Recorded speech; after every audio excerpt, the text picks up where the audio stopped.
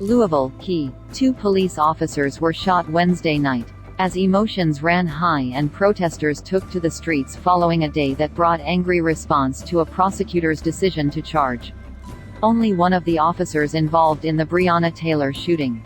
Louisville Interim Police Chief Robert Schroeder confirmed that 2 officers were shot and were being treated at area hospitals. Both are expected to recover. An FBI SWAT team is on the scene to help with the investigation. One suspect is in custody, but the chief did not identify the suspect. "I am very concerned about the safety of our officers. The safety of our officers and the community we serve is of the utmost importance," Schroeder said. He said the officers were shot after investigating reports of gunfire at an intersection where there was a large crowd.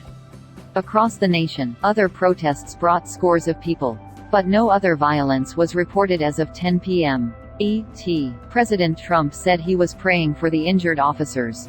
On Wednesday, a Kentucky grand jury indicted one of 3 police officers involved in the incident on charges of wanton endangerment for shooting a gun into a neighboring apartment. Former Louisville police officer Brett Hankison is facing 3 felony charges. Jonathan Mattingly and Miles Cosgrove, 2 other officers involved, were not charged. Taylor, a 26-year-old technician, was killed after officers used a search warrant at her apartment shortly before 1 a.m. on March 13, looking for drugs and cash as part of a larger narcotics investigation connected to her former boyfriend. She was shot 6 times. Biden urges peace following Breonna Taylor decision.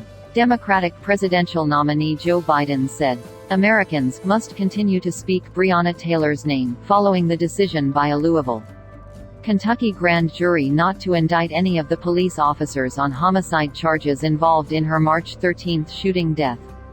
In the wake of her tragic death, we mourn with her mother, family, and community and ask ourselves whether justice could be equally applied in America," Biden said in a statement issued after a campaign visit to Charlotte, North Carolina with Black business leaders.